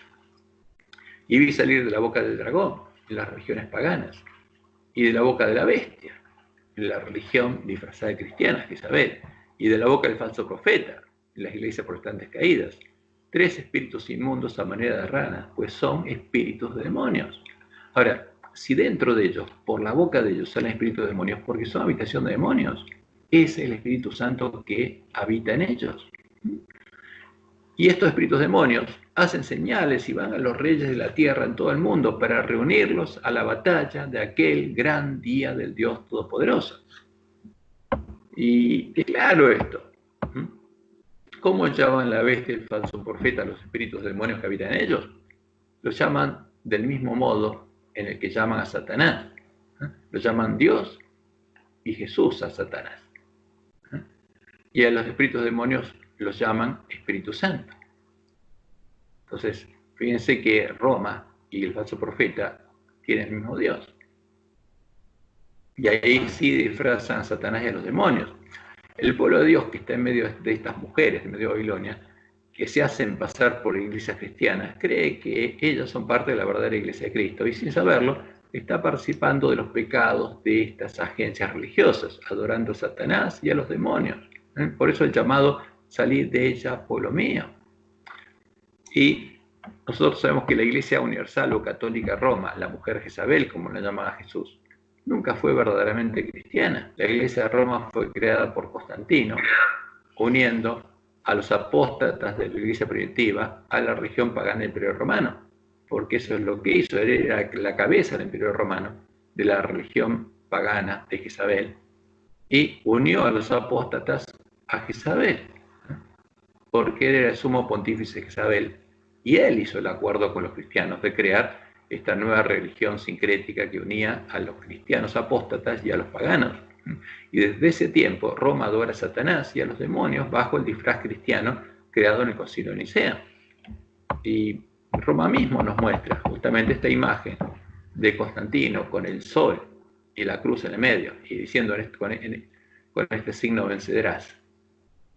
Es lo que fue introducido en Roma, y ahí tenemos un sacerdote pagano, romano, que se hace llamar cristiano, adorando el sol con la cruz y dándole a comer ese alimento al pueblo de Dios que está cautivo en medio de Babilonia.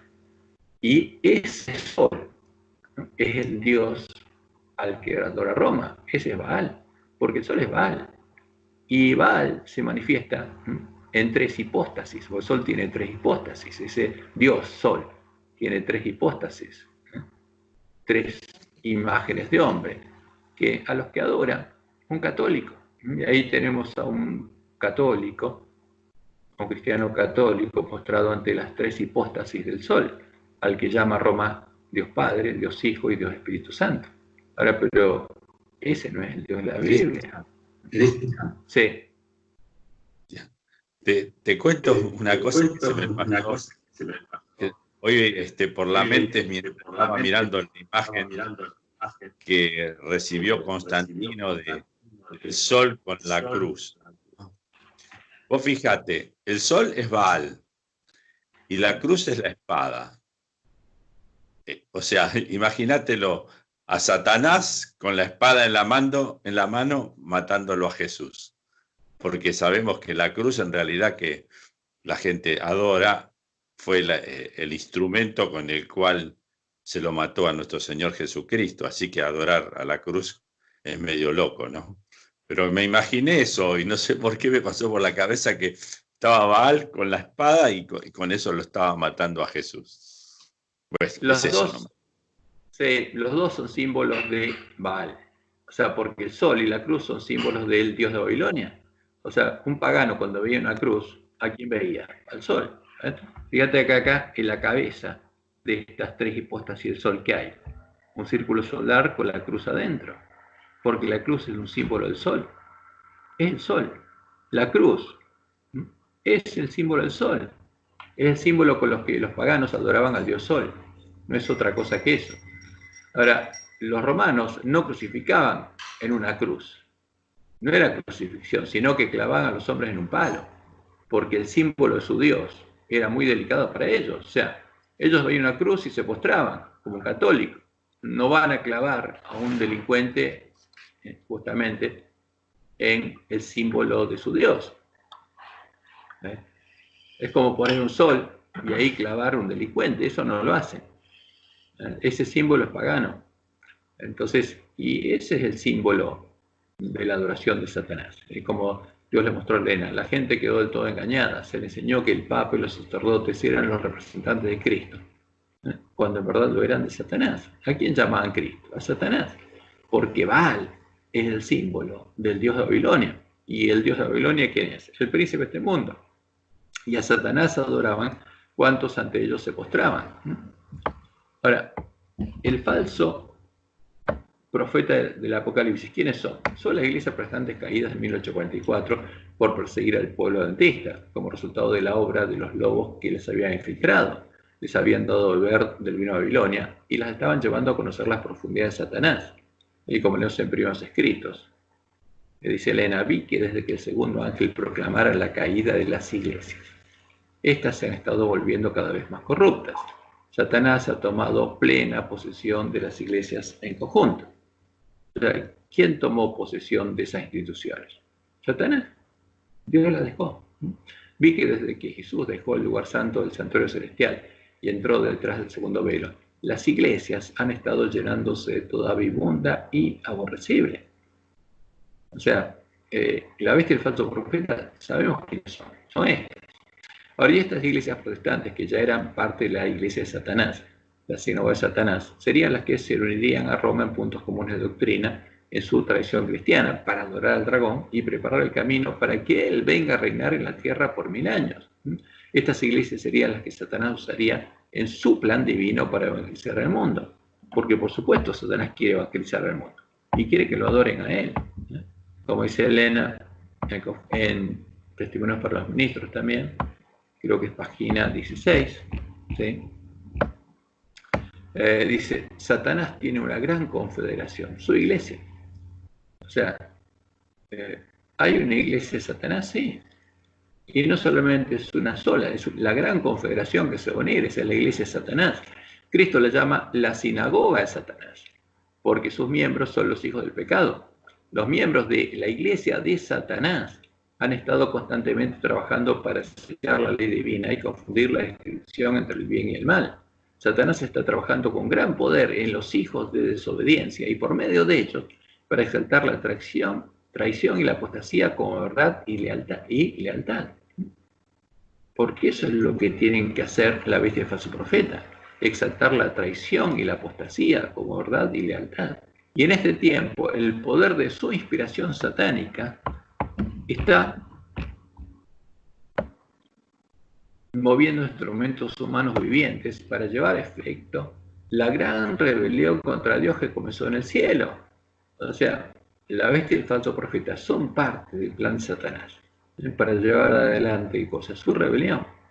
Podemos llamar parte de la Iglesia de Cristo a las agencias que son parte de la sinagoga de Satanás y del plan divino de Satanás para evangelizar al mundo, para hacerlo entrar por la puerta ancha a su iglesia, a su sinagoga.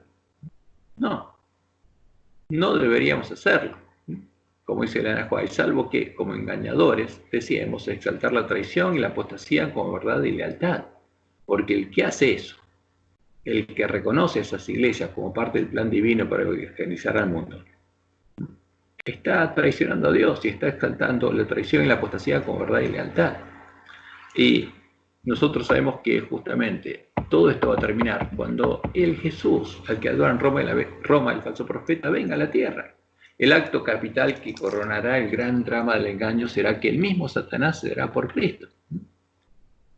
¿Y qué va a parecer? Va a venir como en gloria y majestad. El gran engañador simulará que Cristo habrá venido. Va a venir como le mostró a la Kunza. En varias partes de la tierra, Satanás se manifestará a los hombres como ser majestuoso, de un brillo deslumbrador, parecido a la descripción que del Hijo de Dios da San Juan en Apocalipsis. La gloria que le rodee superará cuanto hayan visto los ojos de los mortales. El grito de triunfo repercutirá por los aires. ¿El grito de triunfo de quién? De la bestia, el falso profeta y los que hayan recibido la marca de la bestia. Cristo ha venido, Cristo ha venido. Eso van a gritar. Porque por supuesto van a ser adventistas. Y aquí de Jesús le prepara el camino, al que es la puerta ancha. El pueblo se postrará en adoración ante él, mientras levanta sus manos y pronuncia una bendición sobre ellos, como Cristo bendecía a sus discípulos cuando estaba en la tierra. Y ahí esa es la señal de que van a empezar a caer las plagas. Por eso Jesús nos dice, huyan a los montes. En esta época aparecerá el anticristo como si fuera el Cristo verdadero. Y entonces la ley de Dios será completamente invalidada en las naciones de nuestro mundo. La rebelión contra la santa ley de Dios habrá llegado a su completa maduración. Pero el verdadero director de toda rebelión, ¿quién es? Es Satanás mismo, vestido como un ángel de luz. Los hombres serán engañados y lo exaltarán al lugar de Dios y lo edificarán. Pero la omnipotencia se interpondrá contra las iglesias apóstatas que se unan para exaltar a Satanás. ¿No? Porque ese es el tema. La unión entre la bestia y el falso profeta es para adorar a Satanás y se pronunciará la sentencia, por lo cual en un solo día vendrán sus plagas. Y ahí empiezan a caer las plagas. Y oí una gran voz que decía desde el templo de los 7 ángeles, id y derramad sobre la tierra las 7 copas de la ira de Dios. Y ahí caen las plagas. ¿Sobre quiénes? Sobre los hombres que tenían la marca de la bestia y que adoraban su imagen, que estaban adorando a Satanás, al anticristo que ya había venido. Ahora, ¿cuál es la imagen a la que adorarían juntas la bestia y el falso profeta para adorar a Satanás? Y nadie lo sabría hasta que se unieran puntos comunes de doctrina. O sea, a esa imagen la veríamos cuando se empezara a desplegar el rollo y se unieran en puntos comunes de doctrina, la bestia y el falso profeta. Y leemos esta cita de Elena, dice, la luz que tenemos acerca del mensaje del tercer ángel es la luz verdadera. La marca de la bestia es exactamente lo que se ha proclamado que es. Pero fíjense esto, todavía no se comprende todo lo relacionado con este asunto. Y no se comprenderá plenamente hasta que se despliegue el rollo, hasta que pase. Pero se llevará a cabo una obra de gran solemnidad en nuestro mundo. Porque cuando eso ocurriera, llegaría el tiempo de procesamiento del pueblo antista. Y eso ocurrió el 27 de octubre de 2010. Y ella dice, no, podemos ver cómo la iglesia romana puede exonerarse de la acusación de idolatría, es idólatra, Babilonia es idólatra. Elevó la bandera negra de los paganos. Y esta es la religión que los protestantes están comenzando a considerar tan favorablemente y que eventualmente se unirá con el protestantismo. ¿A cuándo se unen dos religiones? Cuando empiezan a adorar al mismo Dios. Eso es lo que pasaría con el falso profeta. Se volvería atrás del camino de la reforma. Y dice Elena, las persecuciones de los protestantes por parte del catolicismo, debido a las cuales la religión de Jesús fue casi aniquilada, serán más que imitadas cuando se unan el protestantismo y el papado. O sea, esa unión sería una señal muy clara, porque nos indica que ya están preparados ¿para qué? Para perseguir. La próxima cita está en Conflicto de los Siglos, página 439. Roma le negó la Biblia al pueblo y exigió que en su lugar todos aceptasen sus propias enseñanzas. La obra de la reforma consistió en devolver a los hombres la palabra de Dios. ¿Para qué? Para que basaran su fe en la palabra de Dios y no las enseñanzas de una iglesia. Pero, dice ella, ¿no se ve acaso que en las iglesias de hoy lo que se enseña a los hombres es a fundar su fe en el credo y en las doctrinas de su iglesia antes que las Sagradas Escrituras? Ahora, por eso sería fácil para el falso profeta hacer eso. Porque los hombres estarían acostumbrados a confiar en sus dirigentes y si sus dirigentes se ponen de acuerdo con otra iglesia, ya está. Están siguiendo sus dirigentes como los paganos seguían a Constantino. ¿Y qué pasa ahora si Elena viera lo que está pasando en la iglesia adventista? Se desmayaría. Ahora, dice ella, cuando las iglesias principales de los Estados Unidos, uniéndose en puntos comunes de doctrina, ¿cuáles son las iglesias principales de Estados Unidos? Las protestantes tradicionales y la iglesia católica. se unirían en puntos comunes de doctrina y después influirían sobre el Estado para que imponga los decretos y las instituciones de ellas, entonces la América protestante habrá formado una imagen de la jerarquía romana, la imagen de la bestia, porque Estados Unidos va a ser una bestia que es imagen de la bestia romana, representa la forma de protestantismo apóstata que se desarrollará cuando las iglesias protestantes busquen la ayuda del poder civil para la imposición de sus dogmas.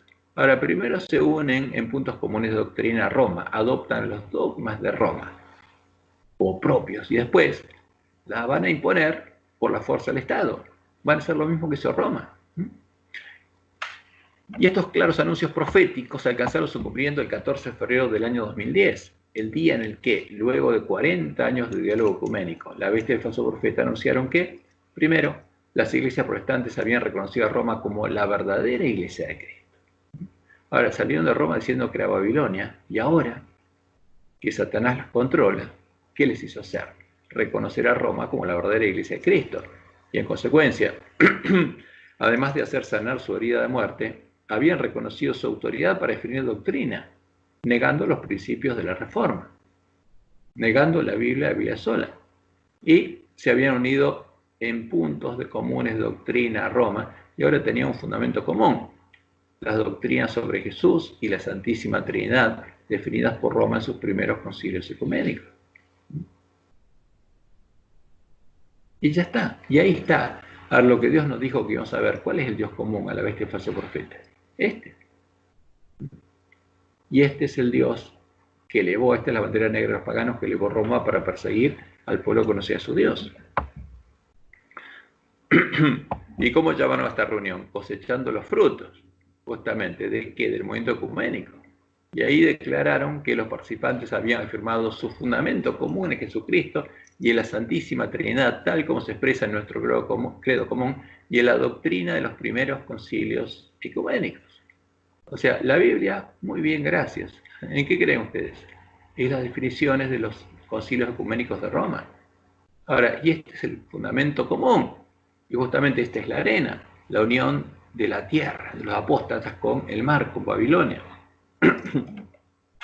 Indicó también que el Vaticano tiene que esforzarse por explicar mejor a otras confesiones, porque estas ya lo aceptaron, la postura católica de que la Iglesia Católica es la Iglesia de Cristo y que la Iglesia Católica es la verdadera Iglesia. Y por eso el falso profeta se unió a Roma, porque dice, nos volvemos a unir a la verdadera Iglesia. ¿Pero a qué se unieron? A Babilonia, como fruto de los 40 años de diálogo ecuménico. Y este claro cumplimiento profético, además de mostrarnos cuál es la imagen a la que ahora están adorando juntas la bestia y el falso profeta, para adorar al dragón, la imagen que van a hacer adorar, es una clara muestra del perfecto cumplimiento de las profecías que Dios le reveló en la Biblia y por medio de Helena. El falso profeta, ¿qué hizo? Hizo sanar la herida de muerte de la bestia religiosa y la adoró, a reconocerla como la verdadera iglesia de Cristo. Se unió a la bestia en puntos comunes de doctrina, adoptando su doctrina, y adoptó la religión de la bestia, y junto a ella está adorando al dragón. Como dice la profecía en Apocalipsis 13, 3 y 4, leemos lo siguiente: vi una de sus cabezas como herida de muerte, pero su herida mortal fue sanada. Y se maravilló toda la tierra, no el mar, sino la tierra, los protestantes, en pos de la bestia. Y adoraron ¿a quién? Al dragón, que había dado autoridad a la bestia, porque llamaron al dragón como Cristo. Al llamar a la bestia, la iglesia de Cristo, llaman al que le dio su trono, su poder y su autoridad, el dragón Cristo. Y adoraron a la bestia, diciendo, ¿quién como la bestia y quién podrá luchar contra ella? ¿Se cumplió la profecía? Claro que sí. ¿Tiene fecha? Sí, eso es una señal muy clara. Ahora, ya se empezó a desplegar el rollo. Y ahora el pueblo adventista está siendo probado porque está viendo esto. Esta doctrina que define las tres imágenes de hombres a las que la bestia y el falso profeta llaman Dios Padre, Dios Hijo y Dios Espíritu Santo, es la doctrina de Jezabel, la doctrina que llevó a los apóstatas de la iglesia primitiva a conocer las profundidades de Satanás y a buscar en el año 380 el apoyo del Estado romano para poder extirpar la herejía del pueblo que conocía a su Dios, porque como los amigos de Daniel, no adoraba a la abominación del desolador, no adoraba a la abominación desoladora, a la que va a aparecer después del fuerte pregón. Y este edicto de Tesalónica es muy claro. Y el que lo ve no debe cerrar los ojos. Queremos que todos los pueblos, dice la bestia romana, profesen una religión. Es una imposición de una adoración. ¿Y qué dice? La religión que profesa el pontífice de Damaso, porque el obispo de Roma ahora es sumo pontífice romano, es cabeza de Jezabel. Y dice, creemos en la divinidad única del Padre, el Hijo y el Espíritu Santo, bajo el concepto de igual majestad y de la piadosa Trinidad. ¿Creemos en qué? En tres personas que son Dios, y son iguales, tienen igual majestad, y forman a la piadosa Trinidad. Creemos en la Trinidad. Ordenamos que tengan nombre cristianos católicos quienes sigan esta norma. O sea, el que cree en la Trinidad es, por definición, cristiano católico. La bestia romana le ponía esa marca, ese nombre. Mientras que los demás los juzgamos dementes y locos. Ahora, el cristiano católico podía seguir comprando y vendiendo, pero los otros cristianos, al declararlos dementes y locos, no podían comprar y vender. Y además, se los declaraba herejes, sobre los que pesará la infamia y la herejía. Sus lugares de reunión no recibirán el nombre de iglesias. ¿Por qué nuestras iglesias? Ahora, las otras iglesias les llaman iglesias. ¿Por qué? ¿A qué se adora en nuestras iglesias? La iglesia adventista dejó de ser secta, porque dejó de ser leal a Jehová. Y será objeto primero de la venganza divina y después serán castigados por nuestra propia iniciativa que adoptaremos siguiendo la voluntad celestial. Ahora, esto es claro. Y sabemos nosotros que esa es la imagen a la que adora la bestia romana, como dice Elena en Primeros Escritos 211. Satanás se regocijaba por la caída de tantos, y entonces se situó a la iglesia caída a obligar a quienes querían conservar la pureza de su religión a que accediesen a sus ceremonias y al culto de las imágenes o recibiesen la muerte. ¿A quién adoraba Roma? A las imágenes, la bandera negra de los paganos, y los verdaderos cristianos no. Y los quisieron obligar a que adoren a estas imágenes, definidas en la doctrina de Jezabel, pero ellos no lo hicieron y los asesinaron.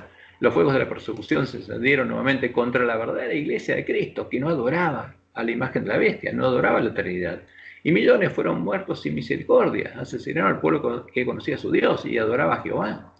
Esta persecución terminó cuando Roma logró asesinar a todo el pueblo que conocía a Jehová, adoraba a Jehová y no se postraba ante la Trinidad.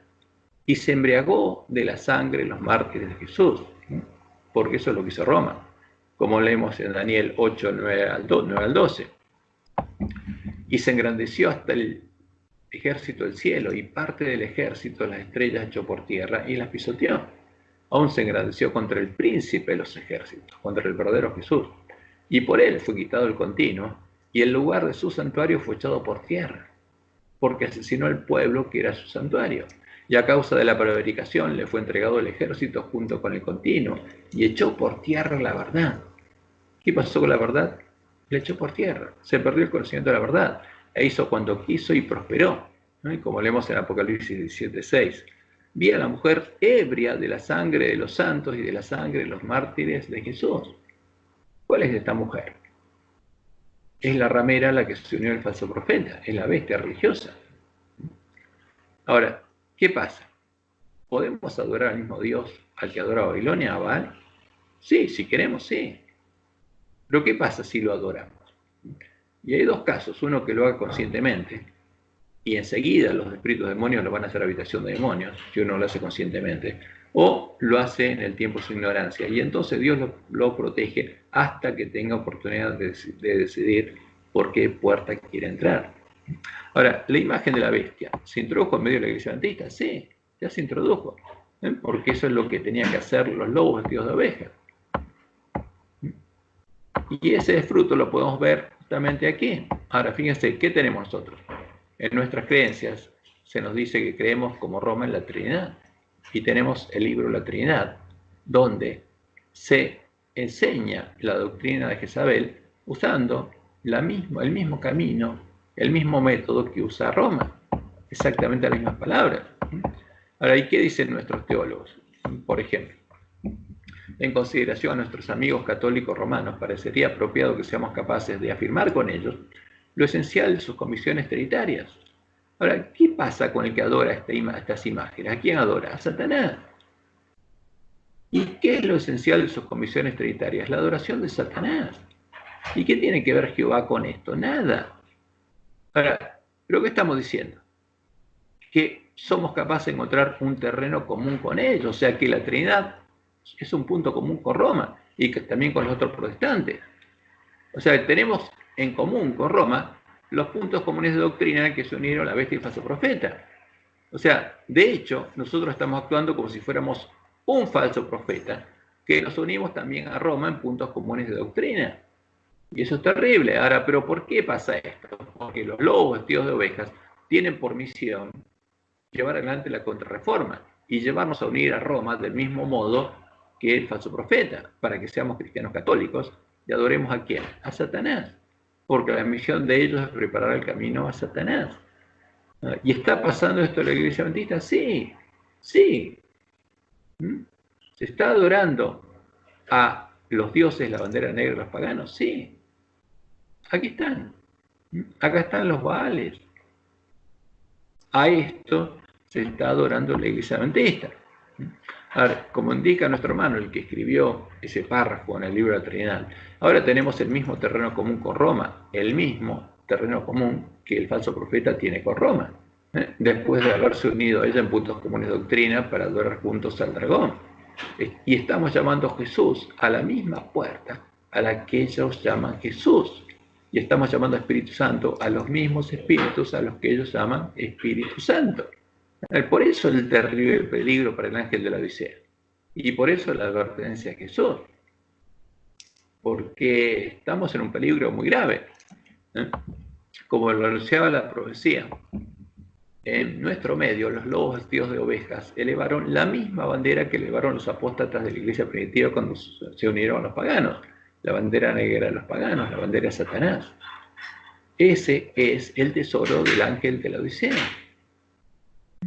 Eso es lo que fue sembrado en su corazón. Y como Dios le mostró a Elena, esto fue presentado de la siguiente manera. Una gran compañía de idólatras paganos llevaba una bandera negra sobre la cual se veían figuras del sol, la luna y las estrellas. Y estos paganos eran quien, los miembros de Jezabel, los romanos paganos. Esta compañía parecía feroz y airada. Se mostró luego otra compañía que llevaba una bandera en blanco puro, sobre la cual estaba escrito pureza y santidad a Jehová. Y fíjense, Dios al mostrarle a Elena esto, nos mostró cuál tiene que ser la bandera que tenemos que elevar. La bandera de la iglesia primitiva. Si tenemos la fe de la iglesia primitiva, ¿qué bandera tenemos que elevar? Esta, una bandera de un blanco puro, sobre la cual tiene que estar escrito pureza y santidad a Jehová. Porque nuestro Dios tiene que ser Jehová. Si somos leales hacia Jehová, tenemos que elevar esta bandera. Sus rostros se distinguían por su firmeza y una resignación celestial. Vi a los paganos idólatras acercárseles y hubo una gran matanza.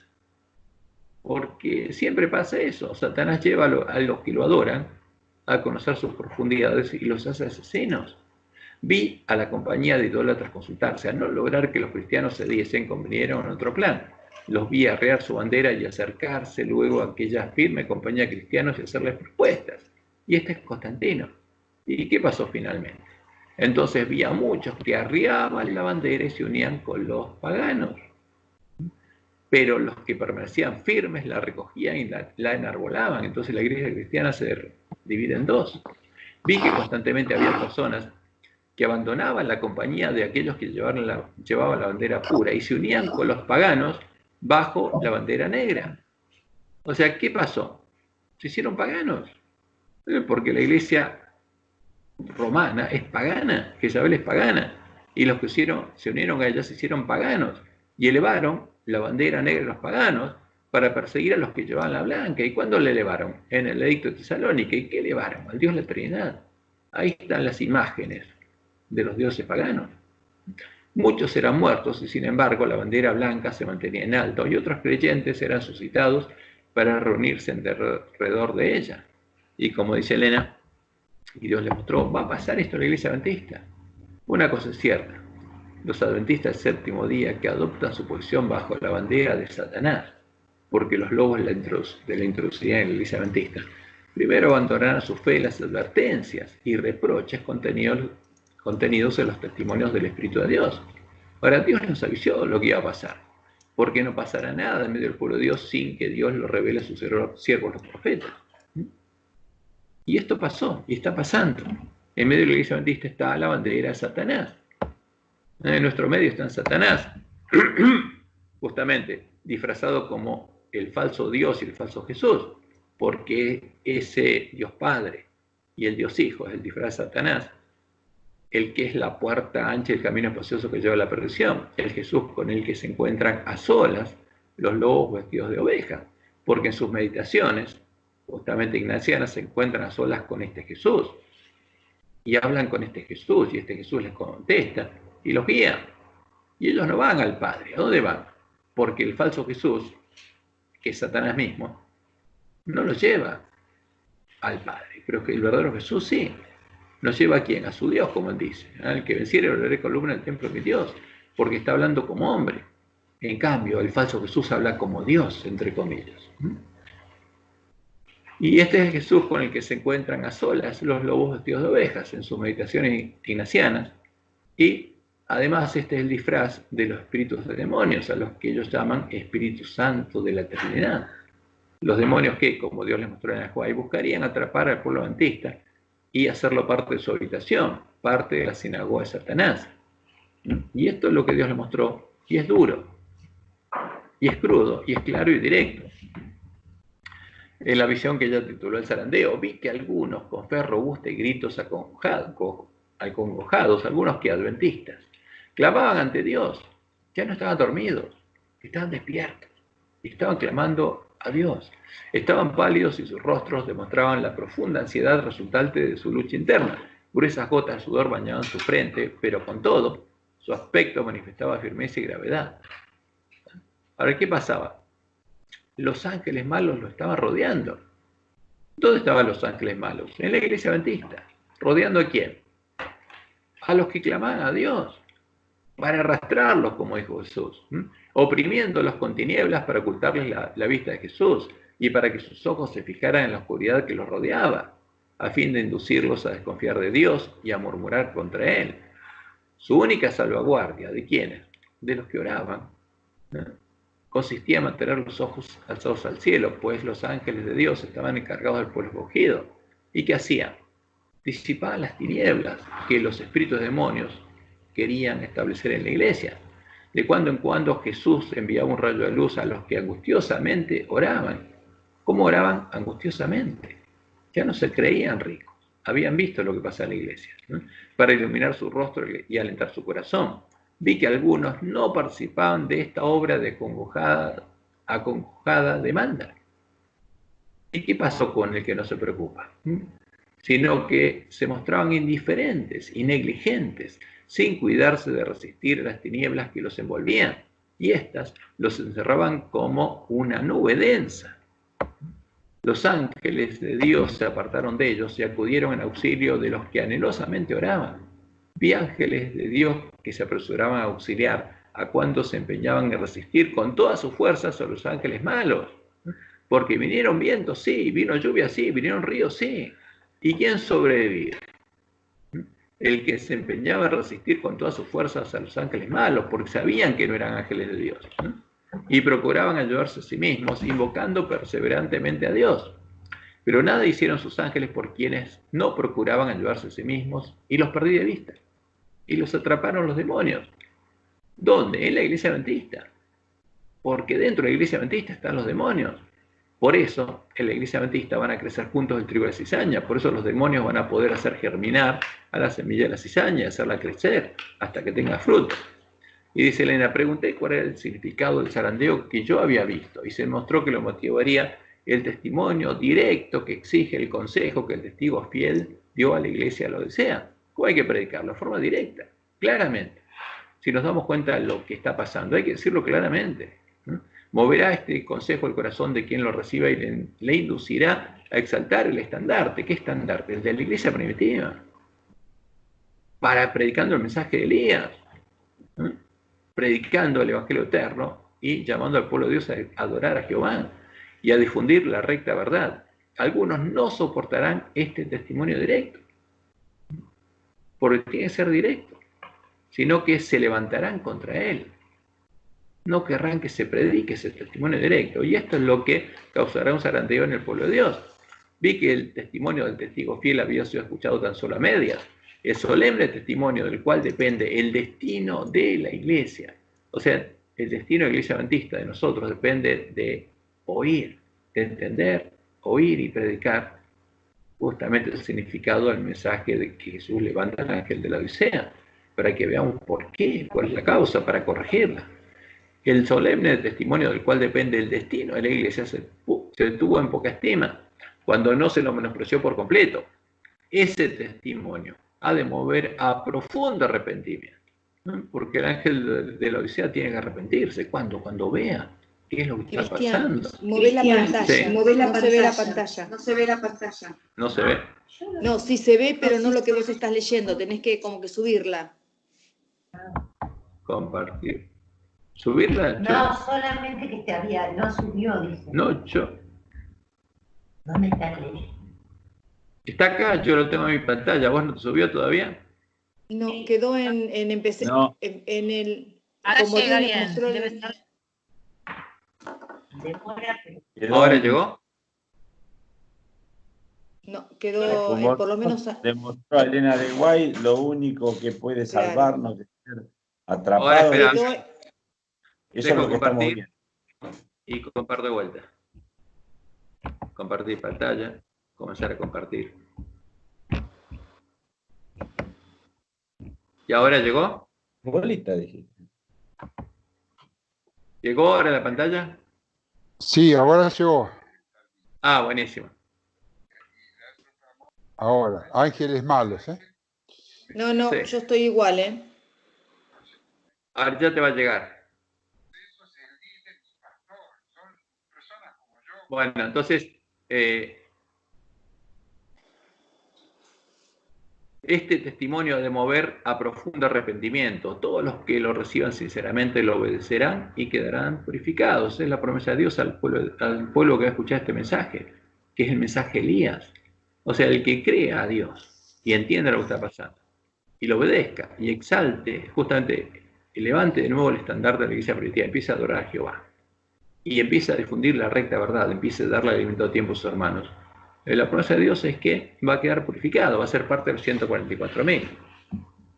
Ahora, ¿llegó la pantalla a todos o no? A ¿Mariana? mí me llegó, a mí me llegó. Ok. Sí, está Entonces, bien por acá. Ahora llegó. Como Bueno. Dios mostró a Elena de Guay, estamos ahí, vamos. Ok, como Dios le mostró a Elena, lo único que puede salvarnos de ser atrapados por los espíritus de demonios es que clamemos angustiosamente a Dios por ayuda. Y al escuchar el testimonio directo de cuál es el significado del mensaje que Jesús le envía al ángel de la Odisea, nos arrepintamos, lo obedezcamos, elevemos el verdadero estandarte y empecemos a difundir la recta verdad. Empecemos a despertar y a darles el alimento a tiempo a nuestros hermanos, como siervos fieles. La promesa de Dios al pueblo adventista es que todos los que lo hagan serán perdonados y quedarán purificados. Y ese es el tema, ese es el mensaje de Elías. ¿A qué Jesús queremos adorar? Encontrar, fíjense, ¿con qué Jesús queremos encontrarnos? Y preparar el camino a su venida.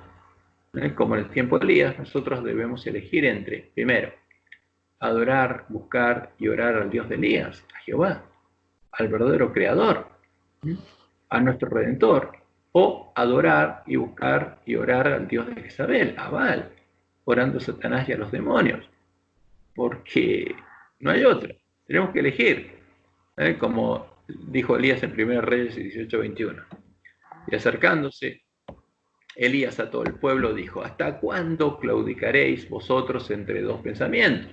Si Jehová es Dios, seguidle, y si Baal, id en pos de él, decídanse, porque es tiempo de decisión.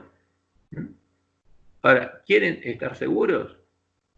Tienen que construir su casa sobre Jehová, sobre la roca. Y si no, iban a ser hechos habitación de demonios, no hay alternativa. Y leemos en Primeros Escritos, página 118. Dice Elena: vi luego el tercer ángel, dijo mi ángel acompañante, su obra es terrible, su misión es tremenda. O sea, cuando el pueblo adventista se dé cuenta de lo que está pasando y se ha predicado el mensaje del tercer ángel de la iglesia adventista, va a ser un momento terrible.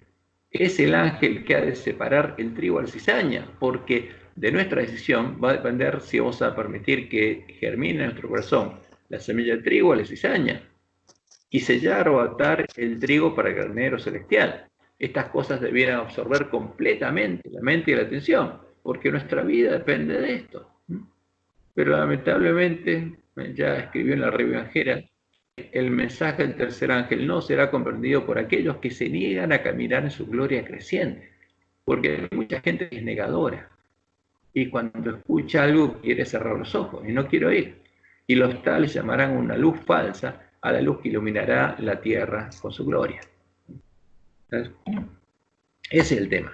Nosotros tenemos que elegir, y si elegimos comer y beber con los borrachos, e invocar, orar y adorar a Baal, como muchos adventistas lo harán, entraremos por la puerta ancha, empezaremos a recorrer el camino espacioso y a construir nuestras casas sobre la arena, el fundamento común de la bestia y el falso profeta.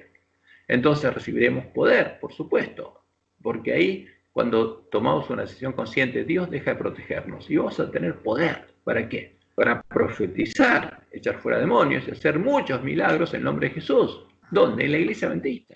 Ahora, si alguien quiere hacer eso, ¿sabe por qué puerta entrar? Y llegaremos a conocer las profundidades de Satanás, a ser hijos del Padre Maldad. Llegaremos a ser hacedores de maldad. Y hay que predicarlo para que el pueblo sepa. Y si quiere, si eso es lo que quiere, y si esa es su decisión, lo hagan. Y como Dios les mostró a Elena, ella ya lo dijo, si Dios habló alguna vez por mí, oiréis dentro de poco una ciencia maravillosa, una ciencia del diablo, algo que creó Satanás. Su objetivo será restar toda importancia a Dios y a Jesucristo, a quien le envió. Algunos exaltarán esta falsa ciencia, y Satanás, mediante ellos, procurará anular la ley de Dios. Se efectuarán milagros. ¿Cuántos? Se efectuarán grandes milagros ante la vista. ¿En defensa de qué? En beneficio de esta ciencia maravillosa. O sea, Satanás va a introducir en la iglesia adventista esta ciencia. Y va a hacer milagros para que la gente crea y para seducirlo. Y el que quiera hacer milagros va a poder hacerlo. Tiene que aprender esta ciencia. Ahora, y esta ciencia ya se introdujo en la iglesia adventista. Entre las trampas más temibles del gran seductor figuran las enseñanzas engañosas y los fementidos milagros del espiritismo. Disfrazado como ángel de luz, el enemigo tiende sus redes donde menos se espera. Si tan solo los hombres quisieran estudiar el libro de Dios orando fervientemente por comprenderlo, no serían dejados en las tinieblas para recibir doctrinas falsas. ¿Por qué? Porque la puerta para los demonios son las doctrinas falsas. Pero como rechazan la verdad, resultan presa fácil para la seducción, porque el que cree en una doctrina falsa y la imagen definida de esa doctrina se le presenta y le habla, y es seducido fácilmente.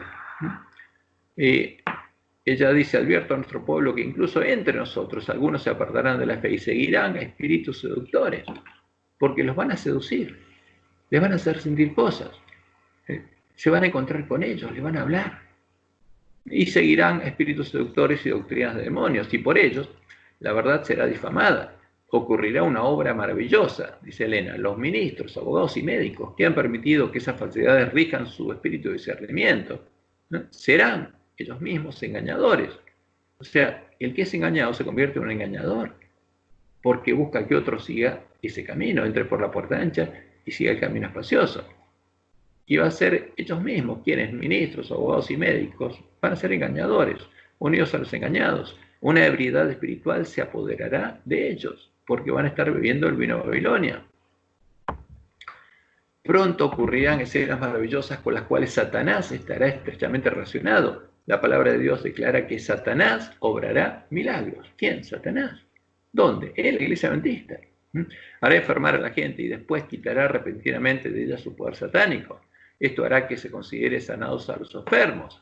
Estas obras de curación aparentes pondrán a prueba a los adventistas, porque Dios se los va a dejar hacer. Y el que crea en estos milagros va a ser engañado fácilmente si no estudia la palabra de Dios. Algunos adventistas del séptimo día serán tentados a recibir estas cosas portentosas como si procedieran de Dios. Los enfermos sanarán ante nosotros, ocurrirán milagros ante nuestros ojos. Y se hace una cadena de oración ante nuestros ojos. ¿Y qué van a decir? ¿Qué van a decir nuestros hermanos? Si aquellos por medio de quienes se realizan curaciones están dispuestos, en vista de estas manifestaciones, a excusar su descuido a la ley de Dios y prosiguen desobedeciendo, o sea, si siguen adorando a Baal, aunque tengan poder en todo sentido, tal cosa no significa que posean el gran poder de Dios. Por el contrario, es el poder obrador de milagros del gran engañador. ¿Dónde? En la iglesia adventista. Porque en el tiempo de angustia ya lo va a usar en el mundo, pero ahora lo va a usar en la iglesia adventista. Y esta cita es muy dura, está en primeros escritos. Esto es lo que Dios le mostró que pasaría en el tiempo de nuestra prueba y sellamiento. Vi que Satanás obraba de unas cuantas maneras mediante sus agentes. ¿Y quiénes serían sus agentes en la iglesia adventista? Actuaba por intermedio de ministros. Los ministros serían los agentes de Satanás, que habían rechazado la verdad y cedido a graves engaños para creer la mentira y ser condenados. Pero fíjense, esto pasa cuando un ministro rechaza la verdad, porque tuvo oportunidad de escuchar la verdad y la rechaza. Y entonces Dios lo deja y se convierte en un agente de Satanás. Mientras predicaban y oraban, algunos caían postrados y desvalidos, no por el poder del Espíritu Santo, sino por el de Satanás, infundido en esos agentes, y por su intermedio en la gente. Ahora, mientras predicaban, ¿desde dónde? Desde el púlpito. Influían en la gente, ¿sí? Los afectaban. Mientras predicaban, oraban y conversaban, algunos adventistas profesos que habían rechazado la verdad presente, eso es lo que habían rechazado. Se valían del mesmerismo para ganar adherentes del espiritismo, y la gente se regocijaba en esta influencia porque pensaba que era la del Espíritu de Dios. ¿Y de quién era? De los espíritus de demonios. Hasta hubo algunos que empleaban el mesmerismo y estaban tan sumidos en las tinieblas y el engaño del diablo que creían ejercer un poder que Dios les había dado. Tanto habían igualado a Dios consigo mismos que consideraban su poder como cosa sin valor. Algunos de estos agentes de Satanás, que predican desde el púlpito, afectaban los cuerpos de algunos de los santos a quienes no podían engañar ni apartar de la verdad mediante una influencia satánica. ¿Para qué? Para buscar seducirlos, para que sientan lo que ellos sintieron. Ojalá, dice, que todos pudiesen ver esto como Dios me lo reveló, a fin de que conocieran mejor las astucias de Satanás y se mantuvieran en guardia, decía Elena. Vi que Satanás obraba así para enajenar, engañar y desviar a los hijos de Dios, precisamente ahora en el tiempo del sellamiento. ¿Cuándo Dios le permitiría hacer esto? En el tiempo del sellamiento de la última generación. Vi a algunos que no se erguían rígidamente por la verdad presente. Las rodillas les temblaban y sus pies resbalaban porque no estaban firmemente asentados en la verdad. Y mientras estaban así temblando, la cubierta del Dios omnipotente no podía extenderse sobre ellos. Satanás probaba cada una de sus artes para sujetarlos donde estaban, para que siguieran la condición del ángel de la Odisea. ¿Y dónde estaba Satanás? En la iglesia adventista. Porque esta es la batalla más importante de Satanás en este tiempo, la que se desarrolla en el campo de padre familia. Satanás probaba cada una de sus artes para sujetarlos donde estaban hasta que hubiese pasado el sellamiento, hasta que la cubierta se hubiese corrido sobre el pueblo de Dios y ellos hubiesen quedado sin refugio que los protegiera de la ira ardiente de Dios en las 7 últimas plagas. Dios ha comenzado a correr esta cubierta sobre su pueblo y ella será extendida sobre todos los que han de tener refugio en el día de la matanza. Ahora, no solo Satanás va a actuar en la iglesia adventista, Dios también, pero como nos dijo, Él no va a hacer milagros, va a hacer otra cosa con sus hijos, los va a transformar en imagen de Jesús. Dios obrará con poder, por supuesto, porque va a crecer justamente la semilla de trigo, va a germinar y va a crecer en medio de la iglesia adventista hasta tener fruto. Y Dios obrará con poder en favor de su pueblo. Y a Satanás también se le permitirá obrar. ¿Dónde? En la iglesia adventista. Por eso va a hacer lo que va a hacer. Vi que las señales, los prodigios y las falsas reformas aumentarían y se extenderían. Ahora, ¿quién va a tener una cosecha más grande? Satanás. Porque muchos van a entrar por la puerta ancha. Y por supuesto, como nuestra costumbre es que la mayoría define lo que cree la iglesia, ¿quién va a ganar en esas definiciones? Satanás. Dios no usa eso, es Satanás el que lo usa. Vi que las señales, los prodigios y las falsas reformas aumentarían y se extenderían. Las reformas que fueron presentadas o mostradas no eran del error a la verdad. O sea, porque Satanás controlaría a la mayoría de los adventistas. Mi ángel acompañante me invitó a buscar el trabajo del alma que solía manifestarse en favor de los pecadores.